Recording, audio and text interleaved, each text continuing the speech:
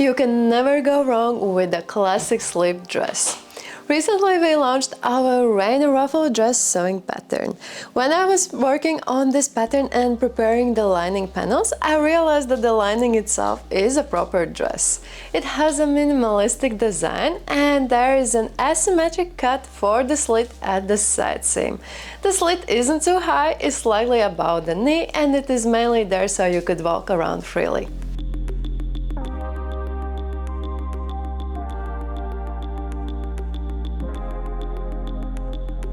For this dress I used a medium-weight polyester fabric that drapes quite well.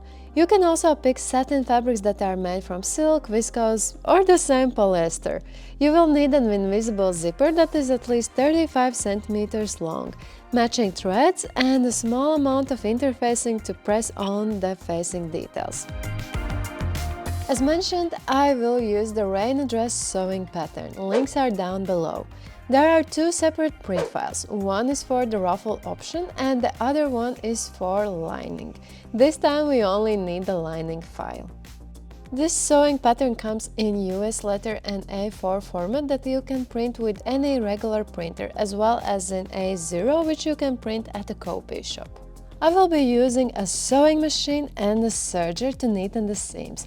If you don't have a serger, don't worry, you can use sewing machine's zigzag stitch instead. Since this dress has a diagonal slit on the left side, the panels are asymmetric and I cannot place them on a fold, which means I need to lay the fabric flat in one layer. Remember to mark the darts on the front and back panels. I recommend to use either a soap or a fabric marker that eventually disappears.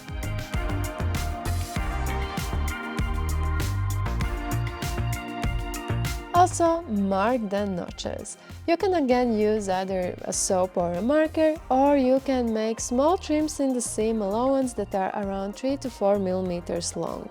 After that, cut the interfacing for the front and back facing panels. Start by pressing on the interfacing. Always make sure that the side with the glue is facing the fabric. It is best not to slide the iron around. Instead, put the iron on the interfacing, count to 6 and then put the iron on the next spot. When you are sliding the iron, there is a risk that the interfacing will stretch or stick to the iron and make a sticky mess. Let's work with the front darts. My favorite way is to add a pin at the very top of the dart and then pin towards the side seam. When it comes to sewing, it is easier to stitch starting from the side seam towards the tip. If you have a lighter fabric, it might be difficult to backstitch. In that case, leave longer threads at the start and at the end of the stitch. Then tie these threads in a knot. I see many dressmakers recommending to always do this for darts, no matter the type of the fabric. I prefer to backstitch whenever I can because it is a faster option and the darts never become undone. While we are here, let's also pin the darts at the back panel.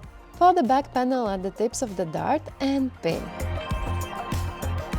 Here, simply stitch from one tip to another by following the line. Always be very careful with the pins.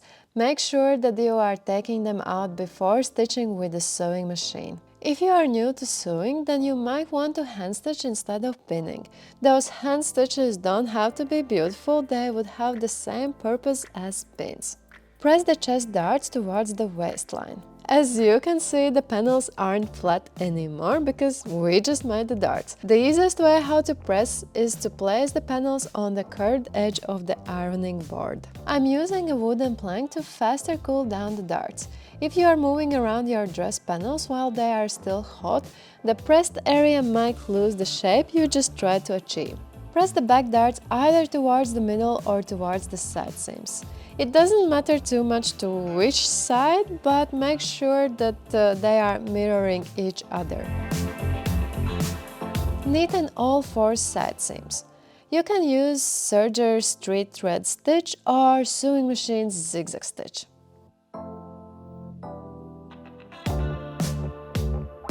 Even if you manage to set the best thread tensions, it might happen that the side seams are looking slightly gathered. Simply press to even out the side seams. Lay the front and back panels with the right sides facing. Pin the left side seam starting from the armhole towards the notch that indicates the slit. Make a stitch 1 cm apart from the edge. On the other side, stitch starting from the armhole towards the first notch that indicates the zipper.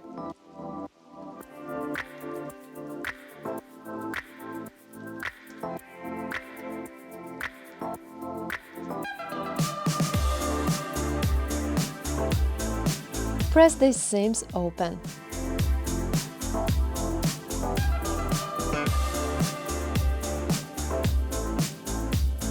It's time to change your sewing machine's regular foot to zipper's foot.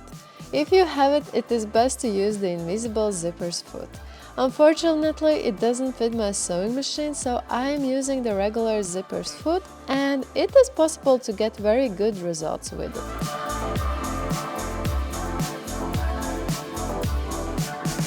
Take your zipper, open it. Match the zipper tape's right side with the dress right side.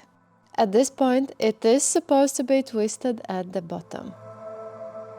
Pin the zipper to the side seams.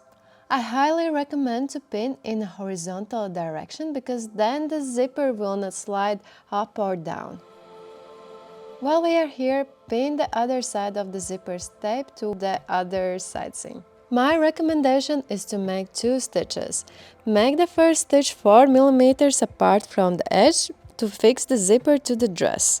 Make the other stitch right next to the zipper's teeth as close as you can get. Just be very careful not to stitch on the teeth because then you definitely won't be able to close the zipper and you might break it.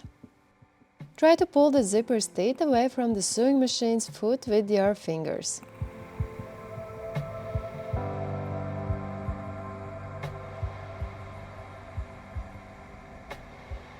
Repeat the same steps with the other side of the zipper as well. After finishing, close the zipper to check if everything is working as it is supposed to. Press the side seam. Smoothen out the side seam and pin it starting from the end of the zipper down towards the hem.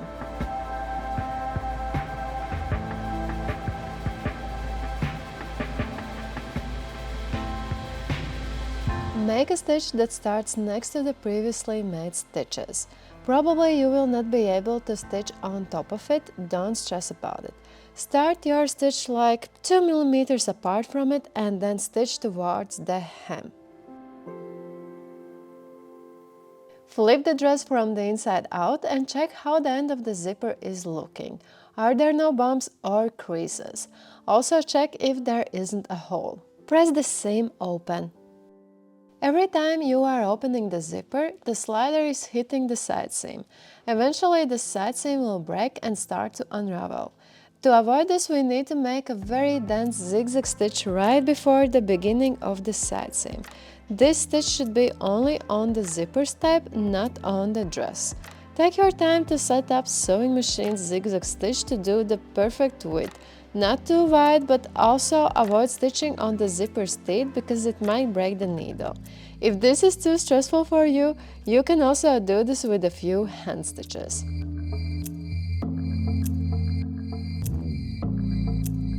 Take the straps. Fold them on half lengthwise, so the wrong side is towards outside. Stitch 1 cm apart from the edge. I learned this cool trick on Instagram how to quickly turn the straps. So pull sewing machine threads so long that they are longer than your straps. Place them in the middle of the strap. Stitch as you normally would, but make sure that these threads don't disappear inside the strap.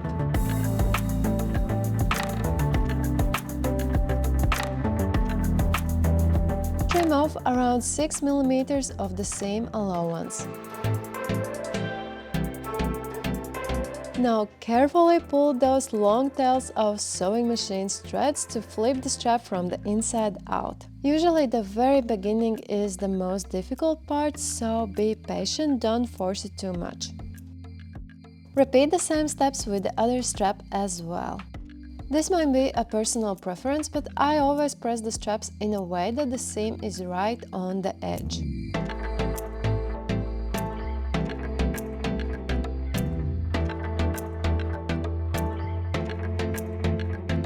Find the notches on the back panel. Lay the straps against these notches on the dress right side. These straps have to be pinned downwards.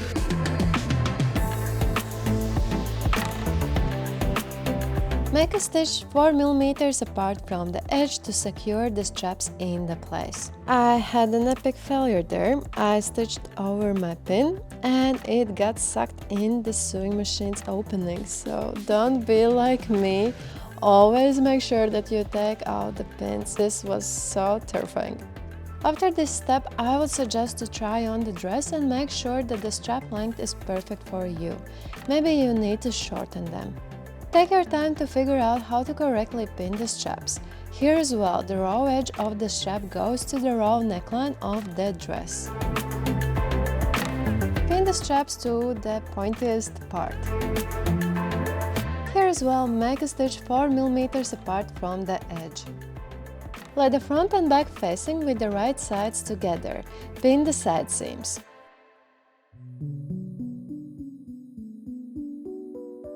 Stitch 1 cm apart from the edge. By the way, there is no need to neaten these side seams because the interfacing is already protecting the fabric and we do not need any extra thickness in our armhole area. Press these seams open. Neaten the lower edge of the facing.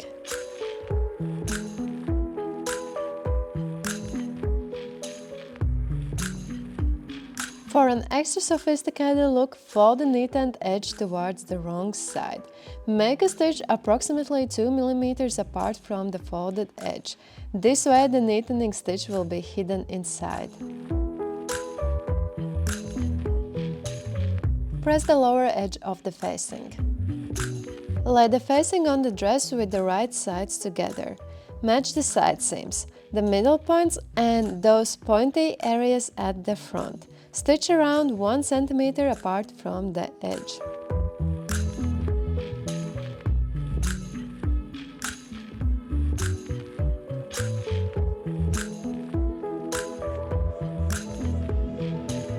After that, we need to understitch the facing. Pull the seam allowance towards the facing panels. Make a stitch around 1 to 2 mm apart from the previously made seam. You will not be able to stitch on those very pointed areas as well as at the middle of the neckline. That's okay, just try to stitch as much as you can access. It might be easier for you to work from the wrong side. Personally, I feel that it's easier for me to keep an even distance from the previously made seam if I am working from the right side. So it is a matter of your own preference. Make diagonal cuts in the seam allowance. Be very careful not to cut in the stitches or the dress panels itself. Also cut at the very middle of the neckline. This will help us to release the tension when we will flip the facing towards the inside. On those pointed corners, we have to trim off the seam allowance to avoid bulky corners. Flip the facing towards the inside of the dress. Press around the neckline. Lay the facing in a way that you can see a tiny bit of the outside layer of the dress. This way the facing will never be visible when you will be wearing this dress.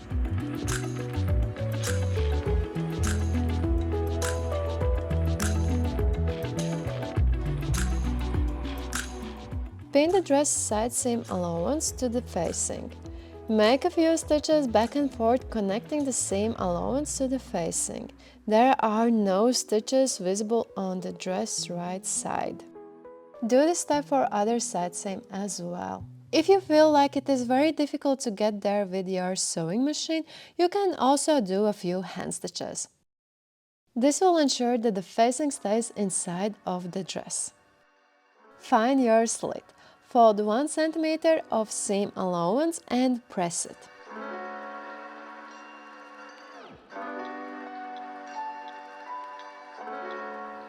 Make a stitch starting from the hem up towards the highest point of the slit.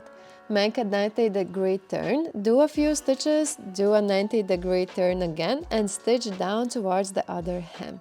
Make the stitch 7 mm apart from the folded edge. Press the slit. As you can see, mine is looking wavy, but it's nothing that cannot be fixed with an iron.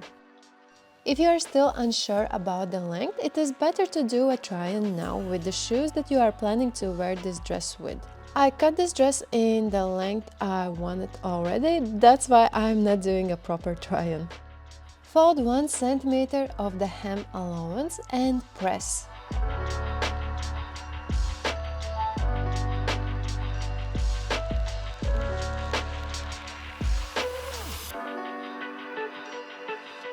Fold 1 cm again, press and also pin.